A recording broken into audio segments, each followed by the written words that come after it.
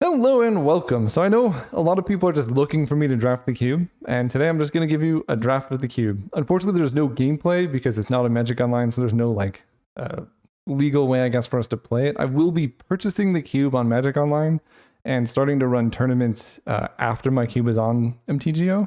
So look for that.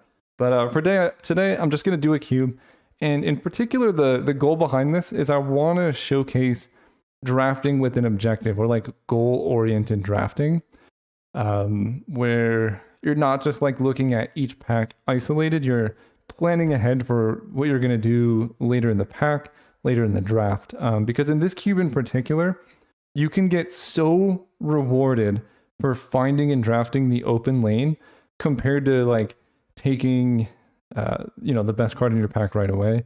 I mean, this cube in particular, I end up passing a lot of really strong power cards, but they just don't help my draft at all. They don't help my deck at all.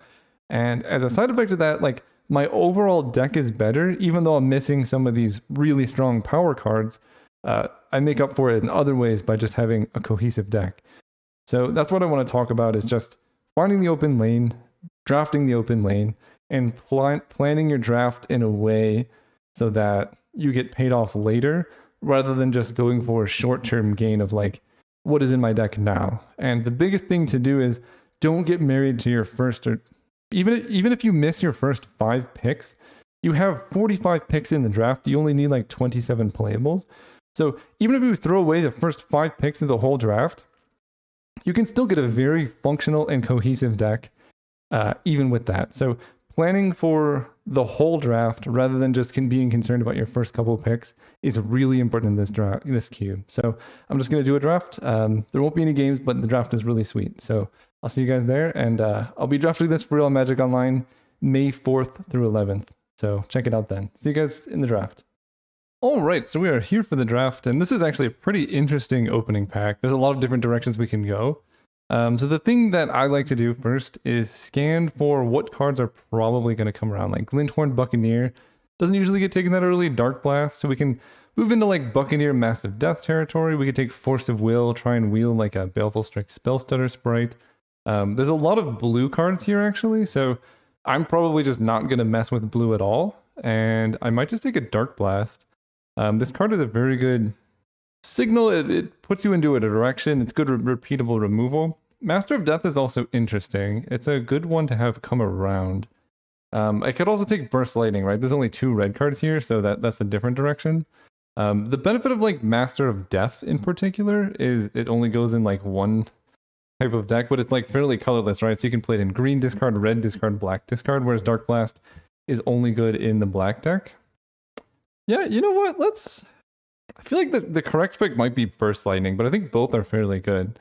Because the benefit of this is like, you can play it in any deck, it's just good removal, but it has upside in extra decks, where you're like trying to mill your graveyard or discard stuff, things like that. So I like that.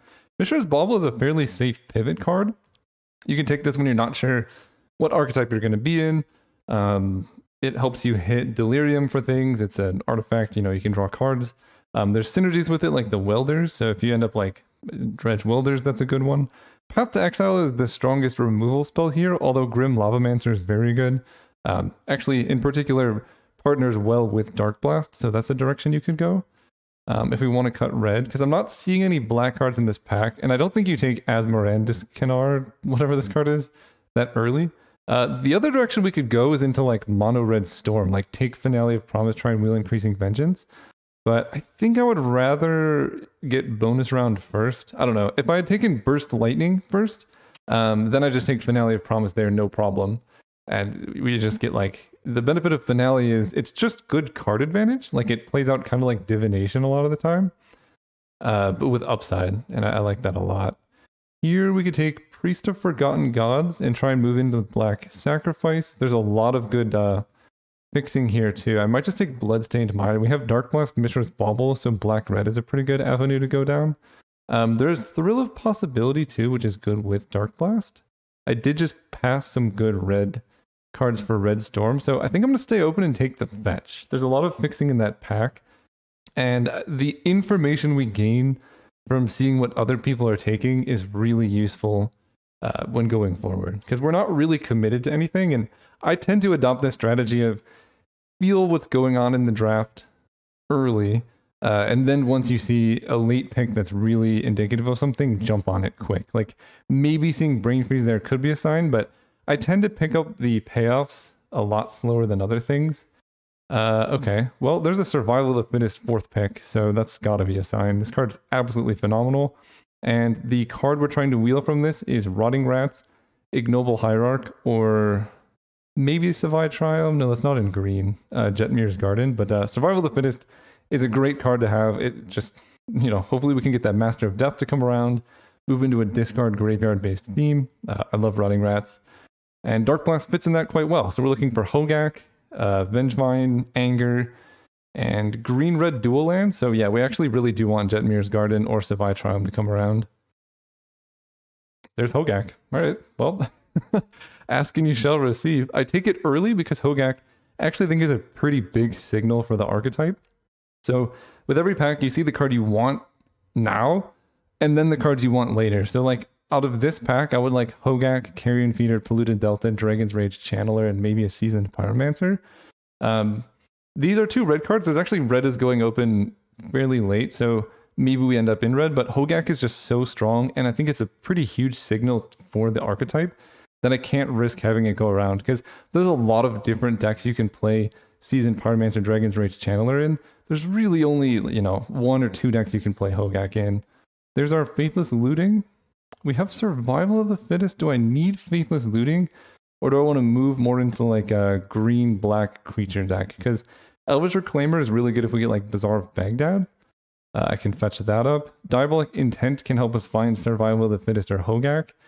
Faithless Looting is good, but less good in a Survival of the Fittest style deck, but it does give you discard. The downside of Hogak is, or the upside is, you don't really need to discard him. Like you can. I'm gonna take Faithless Looting. I think it sets us up for the archetype pretty well. Here's our Taiga. The first Taiga is usually fairly important. This is an unfortunate pack because Verdant Catacombs is also really good, but I like Taiga in particular because of how good it is with Anger. And we're set up, I think we're just going to be green-red here. Passing Elvish Visionary, which is unfortunate. But next pack and the next couple ones, we can see if the archetype we're leaning into is open. The benefit is the cards we've taken, like, we don't have to go down this direction. We could just cut Survival of the Fittest Hogak, and now we have just like a good baseline for a black-red sacrifice deck, aggro deck. We're not... Oh, someone's starting another draft. That's fun. We're not really committed to anything here. Ooh, Divest versus Verdant Catacombs. I think we're going to take the Verdant Catacombs first. Getting Fixing just helps us stay open. Divest is good, but I like the Fixing first. I'm seeing a lot of blue, though, and that's kind of concerning me. Like, maybe I'm supposed to be in Blue-Black Ninjas, but our Master of Death came around, so I think we're in the right archetype. People are just drafting a bit weird. Someone's got to pick up the blue cards eventually, because this came around, although the Glinthorn Buccaneer didn't. So that actually tells us a lot, because someone else is drafting red-based discard. We can see if Thrill of Possibility comes around maybe, because I probably would take that card. But given the way things are looking, I think I'm going to move more into like a green creature-based deck with Survival of the Fittest, Dark Blast. Wow.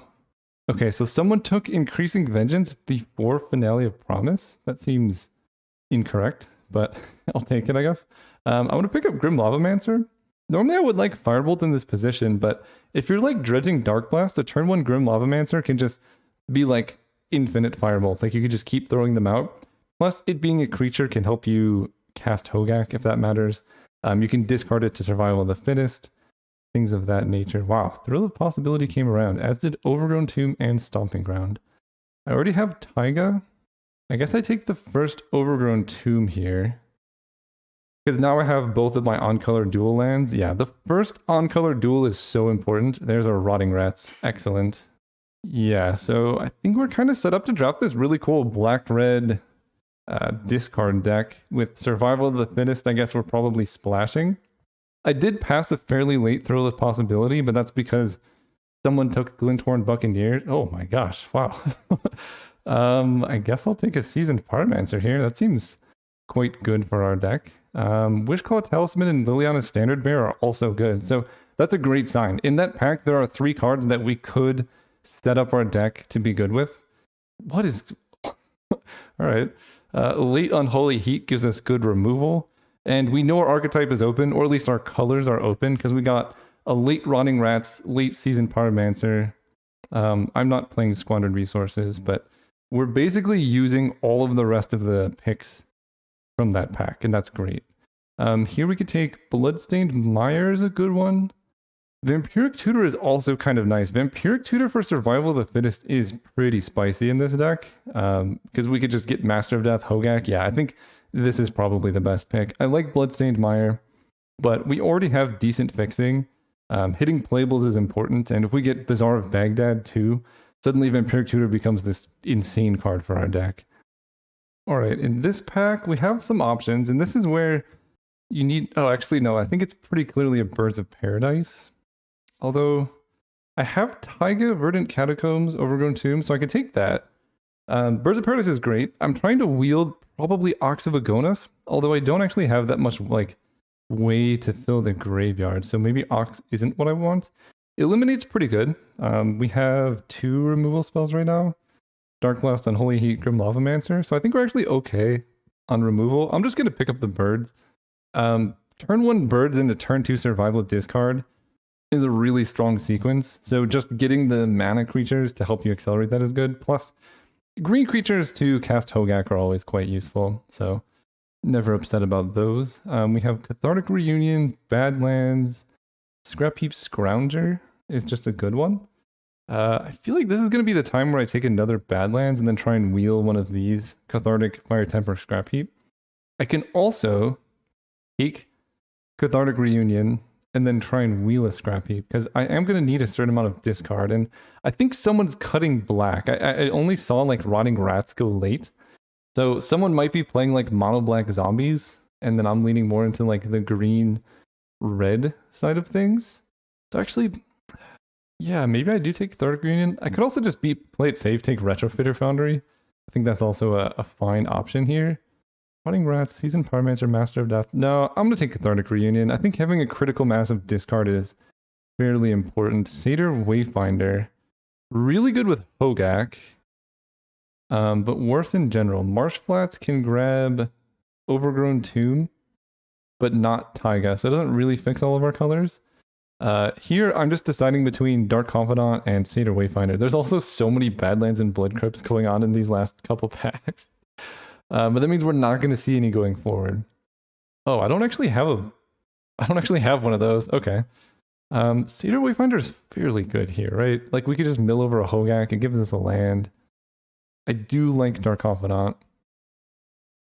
I'm welcome for this pack. Ooh, now I'm excited for what I'm about to be passed. I think I'm going to take this safe pick and try and wheel the Satyr Wayfinder. Pretty rough. Wow, this is a pack. Smuggler's Copter, Overgrown Tomb, Pest Infestation, Snuff Out, Undead Augur, Stomping Ground. What do I take here? Part of me is feeling Snuff Out. Part of me is feeling the Smuggler's Copter. Just getting ways to discard like Smuggler's Copter, Master of Death is pretty good. Good with Rotting Rats. I feel like I'm being cut on the discard payoffs, and someone's going to have a bunch of discard payoffs and no enablers, which is much, much worse than having a bunch of discard enablers and no payoffs. The other card I'm thinking of is just taking Pest Infestation. That card's just insane in this cube, but I think Smuggler's Copter being colorless is just always going to be good. It hits really hard. It's just a really solid Magic card. Here, we're looking at Kitesail, Freebooter, Abrade, or Chandra. And I don't actually have any hand disruption, so we could take the Freebooter now. And maybe Abrade, Chandra. Actually, Changeling Outcast would be fine in this deck too. Maybe one of those come around, but the line of like Kitesail, Freebooter into Hogak is pretty strong as well. Okay, wow, this is quite the choice. Blazing Root Wallow, it's on-colored discard fodder. Dreadfuge, Gilded Goose are also good ones. Right now, in terms of discard, I have Smuggler's Copter, Rotting Rats. I think because I have Survival of the Fittest, I just want to take Blazing Root Wallow. I think a lot of my games are going to be like Vampiric Tutoring for Survival of the Fittest, and then we get Duress to come around, which is another pretty solid turn 1 play. And Dotha Triome is good. I'm gonna have to start taking fixing soon, although I could just cut bird survival and be black-red. It's not a bad place to be either. Either way, I feel like my archetype is mostly open, but someone's taking some of the weird cards. Like someone's in mono black zombies but doesn't want discard or something strange like that. I like Lava Dart. Imperial Recruiter can grab creature with power 2 or less. It can grab Seasoned Pyromancer, Rotting Rats, Freebooter, Dark Confidant, some other stuff. Crane Ranger can untap creatures. I think we're just going to take Lava Dart. This card's excellent in the cube. There's just so many like small creatures and it just kills them. I really want to play against elves now. I have a Lava Dart Dark Blast. There's Ox of Agonis now. I like that one. Eliminates Tempting too, but I think the Ox gives us some of that late game power that we're looking for. If we're doing like Dark Confidant, Smuggler's Copter, we can fill our graveyard with Survival of the Fittest even to make that work. I need to start prioritizing fetch lands really highly. And in particular, I really want those bad lands to come around because there were so many of them. Yeah. Fiery Temper is a great card here, but I just need to make sure I hit my fixing because I think all of the black-red duels in the cube were in this pack and then the next pack. So I just need to take the first one when I can. There we go. Oh, but there's the Satyr Wayfinder. Okay. I mean, that's pretty good. I think I have to take that. It hurts to pass both of those. The way these packs worked out was really unfortunate for us, but... Ooh, Stomping Ground, Snuff Out. I'm going to take the Stomping Ground, I think. I have quite a few playables. Snuff Out's excellent, and being able to kill anything for free is really good. We know black is open now because Undead Augur and Snug are there. There's Chandra and Changeling Outcast. I think this deck would prefer a Chandra. If we had any concerns about winning the late game, I think those are pretty much gone now. And Molten Vortex is tempting. We get a whole nother pack. So here's actually a pretty good example of a deck that doesn't really care about Soul Ring. Like, I can play Soul Ring turn 1, and then what am I casting with it? Maybe specifically Smuggler's Copter. I don't think I want Soul Ring. I think I want Vengevine because I have, Blazing Root Wall, a Grim Lavamancer. With Survival of the Fittest, I can just set up for Vengevine so easily. And of this pack, the other thing to look at is I like Vengevine, I like Fiend Artisan, and I like Bloodchief's Thirst. So I want to maximize my chance of getting 2 of these 3 cards. People don't tend to respect Fiend Artisan, and Snuff Out went last pick, even though it is potentially the best black removal spell in the entire cube. So I think black is open. I don't really want to risk people trying to pick up Vengevine because it's a pretty splashy card. I think if this cube was more mature, I could see people respecting that you can't really put this card in any deck. But because it's brand new, I think I'm just going to guarantee I get the Vengevine and then try and wheel Fiend Artisan, Bloodchief's Thirst because those are the 2 black cards. And we've pretty much identified fairly confidently that black is quite open in this draft. Here I can take, Masked Vandal. Oh, this is interesting. Infernal Grasp is just like excellent removal. Right now I have removal for small creatures, so having one card that can kill a big thing is nice. Again, Time Walk, like, it's a cool card, it's very splashy. I have no hope of casting this card ever. So we're just gonna pass it. Like, it's good, but we can easily beat it with a deck that is focused in on what our game plan is. And I think we're fairly focused here. So I think I take Infernal Grasp and try and wheel this Masked Vandal. Although I do love me a Masked Vandal. I like Box Diamond typically, but I just end up running such low land counts in decks in this cube that I don't actually know if Box Diamond is playable. Because if you have like 10 lands, how are you going to make this work? Yeah, this is tough. Infernal Grasp, Masked Vandal. I think I'm going to take the Grasp, wheel the Vandal. It has been decided. Okay, there's Gamble. Gamble is very good in this deck. We could just gamble for Hogak. Gamble might come around though. And I could take a Reclamation Sage. Like, what am I gambling for besides Hogak? Not a lot. Yeah, that's an option. Crucible of Worlds is actually kind of interesting, but I don't have Bazaar of Baghdad. And then Bitter Blossom with removal, discard, removal. Bitter Blossom Vengevine is pretty tempting. I don't have any way to turbo it out, really. This is a weird one. I almost just want to take Reclamation Sage. I'm just going to do it. Having this as a silver bullet to find off Survival of the Fittest, I think can get me out of really, really awkward situations where maybe my opponent's doing some Crucible of Worlds stuff. Ooh, Territorial Kavu. That's a good one for this deck. It's green-red. It's going to be mostly a 3-3, but I think that's fine. 2-mana 3-3. And then whenever it attacks, you can draw and discard, exile cards from graveyard. I like that one a lot. Conspiracy Theorist I would play, and another Taiga is tempting as well, just for better mana. I have 24 playables. Maybe I take the Taiga first, actually. I have so many playables. Like, my deck's already done. Yeah, let's take the good cards first. All right. Well, this is quite the pack. Boseiju, Abrupt Decay, Land War Visionary. I think Boseiju is a good one. I mean, this pack's going to come with something good, but Boseiju means we have even more removal, and this one doesn't take up a playable. And then we're going to wheel like Squee or Abrupt Decay. That seems great. And I have... It's going to be a little bit dicey in terms of casting Hogak, I think. I need to pick up like a couple more black or green creature cards. Well, there's Stitcher Supplier. That answers that one. That one is such a good magic card. I could get extra greedy and take Noble Hierarch and try to wheel the Stitcher Supplier, but I just don't think I can do that. This card's so good in the deck. It mills us over, so we have Ox of Agonis, Vengevine. Oh, get in the main deck. Hogak. That I think we're just like prepared. Yeah, this was one of the best cards we could have hoped to open. It's a green-black card too, so you can use it to convoke Hogak. It mills over Hogak and Vengevine, Master of Death 2. I'm probably not playing Chandra. I can sideboard her in matchups where I want to be more controlling, but I think she's good. Wheel of Fortune is interesting. Oh, Lingering Souls. Oh, that's a good one.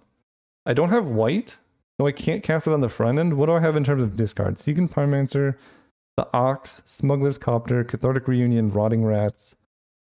Not the most amount of things, but I think if I can find like a Bazaar of Baghdad here or one more discard outlet, then Lingering Souls is going to be so good in this deck, because it's literally like 2 mana, create 2 creatures, draw a card. Because if you're discarding it to Cathartic Reunion or Smuggler's Copter, you're trading that card for a card, and that's such a good position to be in. Oh. Wow, we are in the open lane. Angie's Ravager is insane in this deck. Are you kidding me? Mesmeric Fiend would be so good too, but I gotta take the Ravager here. Oh, I would give my arm and a leg for Anger in this deck now. Anger would be so good here. But Angie's Ravager off Survival is so sweet. I can't really pass that up. And that's another discard outlet for Lingering Souls too. Wow, they both came around. I think I'm gonna take the Fiend Artisan. It's a creature that helps me cast Hogak. It's just going to be huge because it gets +1/+1 for each creature card in your graveyard. So it's just going to be like this massive beater. And then, if I want to, I can tutor up. Wow, that's actually insane. I can sacrifice a creature to tutor up Stitcher Supplier, fill my graveyard, cast Hogak or Vengevine, and just... Oh, yeah, that's going to be fun. Okay, we didn't get anything in this pack. I don't have any white mana for Savine's Reclamation, so I guess I'm just going to take this Watery Grave in case, I don't know, maybe I could get some weird fetch. I'm not in love with my fixing with 3 colors. I would like more, but it's not terrible. And at this point, I don't even know if I want the Mishra's Bauble, because it does fill my graveyard, actually. I think that could be something that's worth talking about. I don't want any of these. I guess I could take Young Pyromancer. I have enough spells for it. I do have Lava Dart. And did someone take Cabal Therapy? That's interesting. I wonder what deck they were drafting. Oh wow, we get Territorial Kavu and Conspiracy Theorist. With the Theorist, whenever you discard a card, you can pay 1 and cast it. Very good with Survival of the Fittest in particular. Territorial Kavu is just a big creature. I do have Watery Grave, so I can make it into a 4/4. I don't have enough time for this pick. I think if I thought about it more... Oh, actually, this being a green card, I think bridges the gap. That is an insanely late Abrupt Decay. Holy cow. All right, we have a lot of playables here. I have Godless Shrine. So if I want to make Territorial Kavu like absolutely enormous, I totally can. But yeah, I think Territorial Kavu being a green creature so that it can convoke Hogak is what makes the difference there. So we have a lot of playables. I don't think, well, let's see. I have, my fetches are Bloodstained Mire, Verdant Catacombs, so both of those can fetch up both of these. I guess I want Godless Shrine in my deck so I can cast the Lingering Souls if I absolutely need to, but then it also grows my Territorial Kavu. This is going to be +1, so I need to make even more cuts. I think we're going to sideboard Lava Dart. Oh, I have Faithless Looting in my deck too. Yeah, this deck's sweet. I'm going to put Angie's Ravager over here. So right now this would be 11 lands. I don't think that's enough. Although these are all zeros, this is a 0. Maybe I sideboard Reclamation Sage for now, because I mean, this deck is just very aggressive at the moment. Like, we have a little bit of hand disruption, a lot of creature or permanent removal. Yeah, I like this deck a lot, actually. We have some dredge cards to fuel our Ox of Agonis and things, Lingering Souls. Do I cut Rotting Rats? I don't think so. I guess I get rid of Seasoned Pyromancer, and that makes my curve really low. 4, that makes me 13 land. Maybe we bring back Lava Dart and just play 12 lands with this curve. I like that. I like that a lot. The Pyromancer is really good top end, though. Because I'm going to have, yeah, I think the top end here is good. So this is 12 lands right now. I don't know what to cut. Because, yeah, it's hard to have too many lands here. I guess Mishra's Bauble, that helps with Delirium for Unholy Heat. But I think I'm going to run 13 lands just because I have so many discard cards that running short on lands would be annoying. And this deck actually wants to hit 2 lands fairly consistently.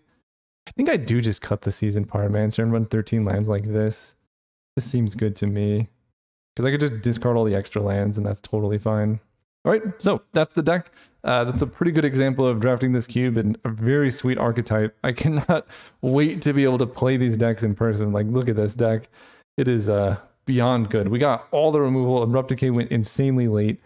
Oh, Disruption, Ox of Agonis, Master of Death, Vengevine. Oh, chef's kiss. Thank you guys for watching. See you next time. Actually, I take back what I said. I'm going to go through some of the other decks that people drafted here because it's fun seeing what they've done. So this person said they banished it with elves with like 5 picks left in pack 1, and so they just jumped in fully. They have Allosaurus Shepherd, Finale of Devastation. Oh wow, they're going full storm. Shrieking Drake, Intruder Alarm, Black Lotus, Gaia's Cradle. Ooh, I like this. Oh, okay, so they have Birchlore Rangers, Intruder Alarm, Shrieking Drake, Rite of Harmony, no glimpse of nature, but they do have Earthcraft, Metamorphose. This is spicy. It's like a Elf Storm. They have Pest Infestation with Gaia's Cradle, which is just really good. So this deck looks sweet. It's just missing like, they need a little bit more card draw, I think. Because I could easily see this deck like stalling out on cards. So card draw or one more win condition would help. But you have like Elvish Archdruid, Circle of Dreams Druid with Finale of Devastation, so you can just close out games very quickly. This is the person who is cutting them. They have Allurin, Glimpse, and then just a good green-white creature deck with like Jite. Ooh, they have a Melira, Safehold Elite. So they have Persist combo with no sack outlets, but you know, they could just block forever. Swift Reconfiguration. No Devoted Druid, but their deck is missing removal. So I guess this person was cutting that's funny. 2 people shared elves in their deck was quite good. This person was who was fighting us for red-black. And I knew someone was fighting us, but this deck looks really sweet. They got the Witch's Oven. Did they get Cauldron Familiar? No, but I think Witch's Oven is just a good card. Cabal Therapy, Fatal Push. So just a lot of sacrifice. Undead Augur with some zombies. Headless Rider. Oh yeah. Oh yeah, Mayhem Devil, Grafted Wargear is a sweet sack outlet. This deck looks awesome. I like that deck a lot. Blue-black Artifact Ninjas, they got... I passed them Soul Ring and Time Walk, I think. Oh my gosh. That's a scary one. Kaito, Yuriko, Ingenious Infiltrator with Thousand Face Shadow, Hope of Girapur, Stonecoil Serpent, Thought Monitor. Oh yeah, the deck looks sweet. I like that a lot. There's mine. This is someone else. They drafted red-white, so they got KCI Tashar. They're missing... Oh, they have brought back Second Sunrise and Fate's Reward. That's a lot for this deck, considering they're missing like some of the card draw effects. I don't know if I would run all three of those. I guess we'd have to see what's in their sideboard, but you really want like those cards if you have Black Lotus in like a bauble. I guess Conjurer's Bauble works, but with only one of them, it's going to be hard to get a critical mass of stuff. But I think this deck could still win just off the back of like Annex, Junk Diver, Mer Retriever, KCI, or something like that. Just sacrifice them back and forth to get tokens or whatever. So that could work. Let's see what else I can, let's share mine. I can go to the game logs here and see what other people drafted. We saw that, we saw the mono green. Someone went in blue red. Ooh. Okay, so they took Glinthorn, Buccaneer, Riel. Okay, so they're in like blue and Riel Storm. Did they get bonus round? Oh, they didn't get bonus round. But they have like Mana Drain, Increasing Vengeance, Finale of Promise. They were so close. Where's the bonus round? That was going on really late. Conflagrate too. Their deck is sweet. I like that a lot. We saw Sleepy Stone. Another, wow. Were there two black-white drafters in this cube? Because this person's black-white, and I guess this person's red-white. That's crazy. This deck looks more of like aggressive artifacts, but yeah, they were cutting each other off very hard, which is a bit unfortunate. But overall, all the decks were sweet. So thank you guys for watching. See you next time.